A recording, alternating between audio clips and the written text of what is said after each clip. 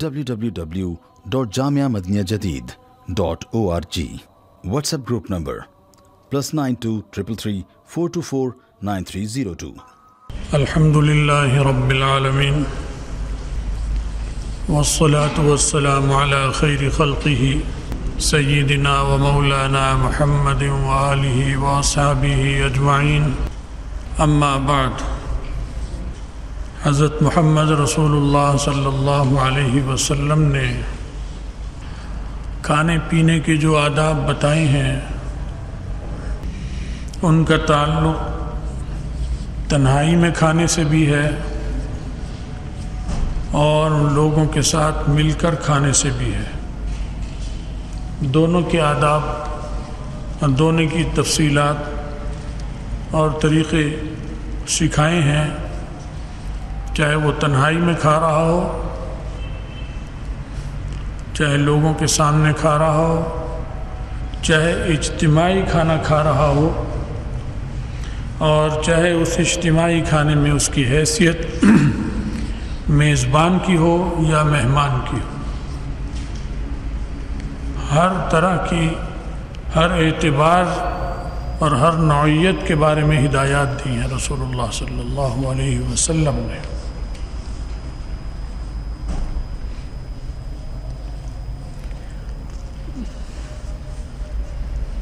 اجتماعی کھانے کے لیے ایک ہدایت یہ دی ہے کہ اگر مہمان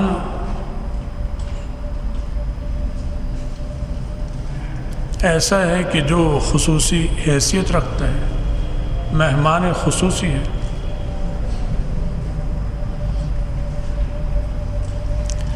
تو اس کو چاہیے کہ کھانے میں لوگوں کا ساتھ دے.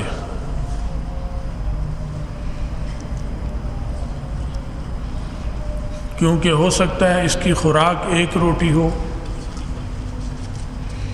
اور جو باقی لوگ کھانا کھا رہے ہیں ان کی کسی کی 1.5 ہو، کسی کی 2 ہو، تو ایک روٹی تو جلدی ختم ہو جائے گی. اب اگر یہ روٹی کھا کر بیٹھ جائے گا اور کہے گا الحمدللہ، تو جس کی بھوک 2 روٹی کی ہے، 1.5 کی ہے، وہ پریشان ہوگا، کیونکہ وہ دیکھے گا کہ میرے استاد نے یا مہمان خصوصی نے یا بڑے آدمی نے، استاد نے ہاتھ روک لیا تو میں کھاتا ہوا شرمائے گا، تو وہ رک جائے گا. حالانکہ اس کو بھوک باقی ہے، اس کی پلیٹ میں بھی سالن باقی ہے، وہ جھجکے گا اور رکے گا، یا تو اپنے پہ جبر کر کر کھائے گا، شرماتا بھی جائے گا بیچارہ، پریشان ہوتا جائے گا اور کھاتا جائے گا، یا پھر اسے بھوکا اٹھنا پڑے گا آدھا پیٹ.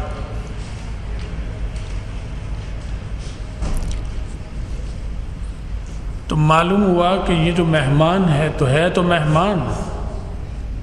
تو مہمان خصوصی، پیر صاحب ہیں یا استاد صاحب ہیں، لیکن انہوں نے نبی علیہ السلام کا ادب نہیں سیکھا، دسترخوان پر سنت زندہ نہیں کر رہی ہے. چاہے مہمان خصوصی ہے، چاہے پیر و مرشد ہے، چاہے شیخ الحدیث ہے، چاہے علامہ اور فہامہ ہے، اسے کھانے کا ادب ہی نہیں معلوم. اسے چاہیے کہ اپنی ایک روٹی آہستہ آہستہ کھائے، دیکھے، نظر رکھے. کھانے کا یہ مطلب نہیں ہوتا کہ بس اپنی پلیٹ میں انسان مراقبے میں غرق ہو جائے، دائیں بائیں کی فکر ہی نہ ہو اسے، باقی ساتھیوں کی فکر ہی نہیں، بس اپنے کھانے میں مگن ہے. دسترخوان پر نظر ہونی چاہیے، ماحول پہ نظر ہونی چاہیے، اس حساب سے کھائے، یا پھر بڑا آدمی نہ بنے. سمجھ لے، خود دل میں فیصلہ کر لے کہ میں نالائق اور نااہل ہوں، میں ایسے اجتماعی چیزوں میں بڑا بننے کی مجھ میں صلاحیت نہیں ہے. تنہا کھائے. پھر لوگوں کو پریشانی میں مت ڈالیں، کیونکہ ثواب اور اجر کا تعلق تو نیت اور اتباع سنت، نیت ہو اور اتباع سنت نیت کے ساتھ ہو تو اس کے ساتھ ثواب ہے، ورنہ تو اس نے زحمت میں ڈال دیا لوگوں کو۔ اگر مہمان خصوصی نہیں، عام آدمی ہے، خادم ہے، خدمت کر رہا ہے، طالب علم ہے، کئی طلبہ بیٹھے، ان میں ایک نے جلدی کھا کے فارغ ہو گیا، اس کے جلدی کھانے سے کوئی دسترخوان کا ماحول متاثر نہیں ہوتا، یہ سارے ہی ایک درجے کے بے تکلف ساتھی ہیں، سارے ہی شیخ الحدیث جمع ہو گئے، سارے ہی پیر و مرشد جمع ہو گئے، ایک ہی دسترخوان پر کھا رہے ہیں، ایک درجے کے بلا بے تکلف ہیں، ان میں اگر ایک ہاتھ رکھ کے پہلے بیٹھ جائے گا تو باقی متاثر نہیں ہوں گے، کیونکہ بے تکلف ہے، بے تکلفی کا ماحول ہے۔ یہاں کوئی جلدی فارغ ہو جائے، بیٹھ جائے، کھا لے گا بے تکلف، باتیں بھی کرتا رہے گا، وہ بھی کھاتے رہیں گے بے تکلف، کوئی محسوس نہیں کرے گا، وہاں اور بات ہے۔ تو یا تو سارے ہی بڑے ہوں تو بھی کوئی فرق نہیں پڑے گا، یا سارے ہی ایک درجے کے چھوٹے ہوں تو بھی کوئی فرق نہیں پڑے گا، لیکن جب فرق ہوگا تو پھر بڑے صاحب کو اپنی بڑائی کا خیال رکھنا پڑے گا اور اسے قربانی دینی پڑے گی۔ بڑا بننے کا مطلب قربانی ہوتا ہے، بڑے بننے کا مطلب خادم ہوتا ہے، مخدوم نہیں ہوتا کہ بس اپنے کھانے، اپنی روٹی، اپنی پلیٹ کی فکر ہے، دائیں بائیں دیکھنا ہی نہیں، چاہے کم کھائے چاہے زیادہ کھائے، دوسرے کا نہیں، یہ غلط بات ہے۔ تو مہمان اگر بنتا ہے تو مہمان کو بھی یہ خیال رکھنا پڑے گا، اجتماعی کھانے میں ان چیزوں کا خیال رکھنا پڑے گا۔ اور میزبان اگر ہے تو میزبان کو تو بہت ہی زیادہ اس چیز کا خیال رکھنا پڑے گا کہ میں آخر تک کھاؤں، کیونکہ یہ مالک ہے اپنے کھانے کا، اس نے دعوت کی ہے، یہ اگر بعد تک اکیلا کھاتا بھی رہے گا تو اس کو وہ شرم یا وہ جھجک نہیں محسوس ہوگی جو دوسروں کو ہوگی۔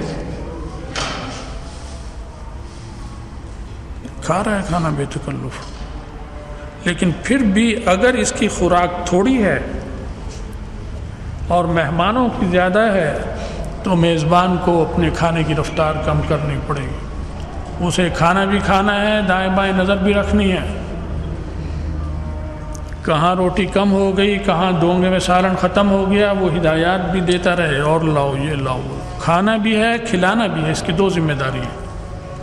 مہمان کی ایک ذمہ داری ہوتی ہے کہ بس کھانا ہے، اس نے بلایا ہے میں کھاؤں گا، کھلانے کا تو اس کی سیٹ ہی نہیں ہے، اس کا حق نہیں، وہ مالک نہیں اس کھانے کا، میزبان مالک،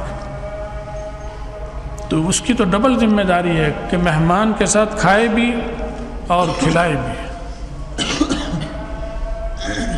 تو اگر یہ ہاتھ جھٹک کر پہلے بیٹھ جائے گا تو کیسے کھائے گا مہمان؟ یہ انتہائی بے ادبی ہے، ماحول سے ناآشنائی ہے اور بد تہذیبی ہے۔ نبی علیہ السلام نے مہذب بنائے ہے، تمیز سیکھو، کھلانے کی تمیز سیکھو، نہیں آتی تو دعوت مت کرو، اگر آداب نہیں جانتے تو کس نے کہا تم دعوت کرو بلاؤ؟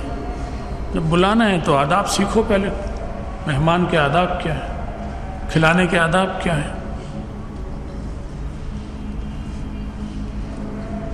بعض دفعہ مہمان ایسے کرتے ہیں کہ ابھی میزبان کھانا لگا رہا ہے اور شروع کر دیں گے کھانا، بھائی میزبان کو تو آنے دو، اس کا وہ بیٹھے، وہ اجازت دے تب کھانا شروع کرو۔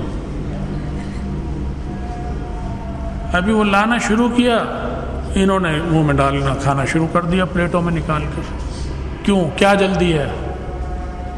کوئی فاقے سے ہو، خدا نخواستہ جان خطرے میں ہے، اگر یہ نوالا نہ کھایا کیا مشکل ہے اس میں؟ صبر کرو، آداب سیکھنے چاہیے۔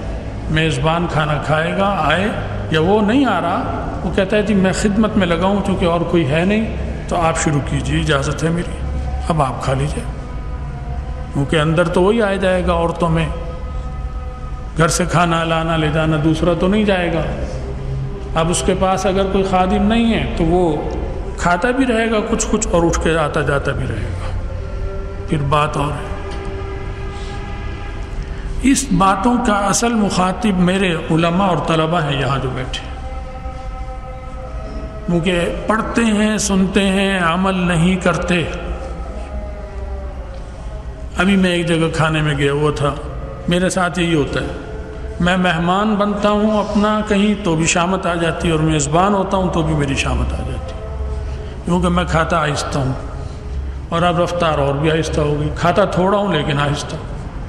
اب جو میرے پاس مہمان آئے ہوتے ہیں وہ جھٹک کے ہاتھ بیٹھ گئے۔ بھائی کیوں بیٹھے آپ میری کمزوری کا خیال رکھیے کہ یہ آدمی کھانا آہستہ کھا رہا ہے۔ اب سب ہاتھ جھٹک کے بیٹھ کے کھا۔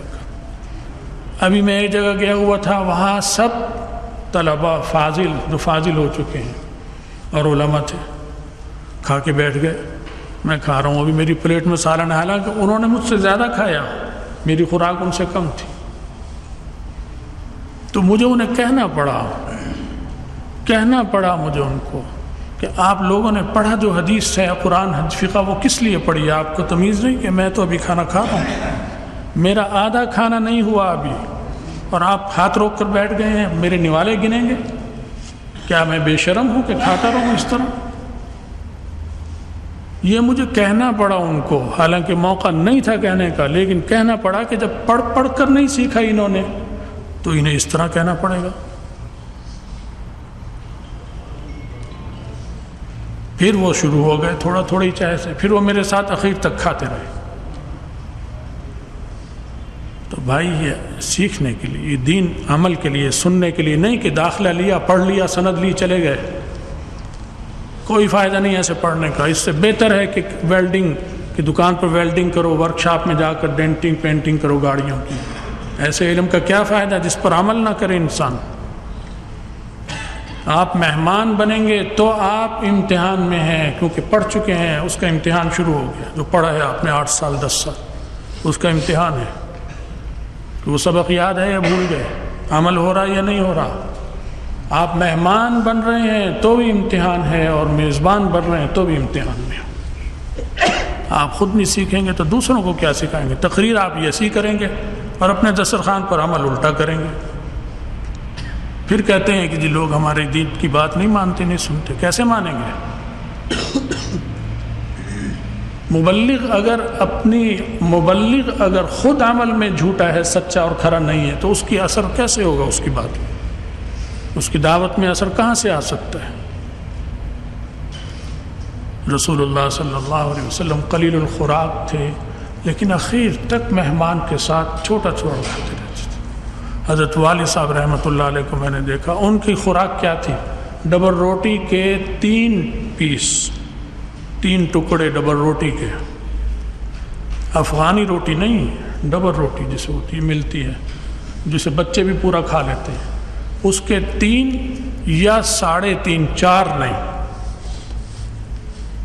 یہ ان کا ایک وقت کا کھانا تھا جو شوربے میں یا قیمے میں یا دال کے ساتھ کھاتے تھے۔ آپ بتائیے، ایک ڈبل روٹی تو ہمارا ایک نوالا ہے، ایک ٹکڑا، اس کو وہ ایسے لگا کے چٹکی سے کھاتے رہتے تھے، دوسروں کو محسوس بھی نہیں ہونے دیتے تھے۔ اور 15 مہمان ہیں، اگر دسترخوان پر 20 مہمان ہیں، تو جب سب کھاتے تھے تو آخری چٹکی ان کی پھر منہ میں جاتی تھی، پہلے سے ہاتھ روک کر نہیں بیٹھتے تھے۔ تو میزبان بننا آسان کام نہیں ہے کہ بلایا کھلا دیا۔ انسان آ رہے ہیں، ڈنگر نہیں آئے کھانے۔ بھینسوں کی دعوت کریں، ٹھیک ہے، کھرلی بھر دی، چلا گیا، آپ اندر چلے جائیں، خود ہی کھا لیں گے، ٹکرے بھی ماریں گے۔ یہ تو انسانوں کو بلایا آپ نے، انسانوں کو بلایا دعوت پر، انسانوں کے ساتھ انسانوں والا سلوک کرو۔ کیا پڑھا ہے قرآن اور حدیث میں؟ اور پڑھ کر بھی عمل نہیں کرتے۔ ایسی سند کو جلا دو، چولہے میں ڈال دو۔ تو عمل کے لیے ہیں، آپ عمل کریں۔ اللہ مجھے بھی توفیق دے، اللہ آپ کو بھی توفیق دے۔ تو ان پر غور کرنا چاہیے، ان چیزوں کو، کہ آپ مہمان بن گئے تو بھی آپ امتحان میں ہیں۔ اور اگر آپ عالم دین نہیں ہیں لیکن عالم دین سے سن چکے ہیں، جیسے اب جو عالم نہیں انہوں نے مسئلہ سن لیا، وہ بھی امتحان شروع ہو گیا ان کا۔ آج کے بعد ان کا بھی امتحان شروع ہو گیا کہ اس پر عمل کریں گے ثواب ملے گا، نہیں کریں گے گناہ ملے گا، کیونکہ مسئلہ جان چکے ہیں اور علم میں آ چکا ہے کہ یہ آداب ہیں کھانے کے اور کھلانے کے، اجتماعی بھی اور انفرادی بھی، مہمان کی حیثیت بھی اور میزبان کی حیثیت بھی، ساری چیزیں رسول اللہ صلی اللہ علیہ وسلم نے سکھائیں اور بتلائیں۔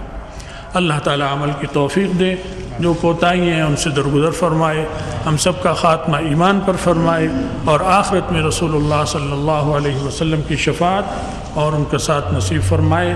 وآخر دعوانا ان الحمد للہ رب العالمین۔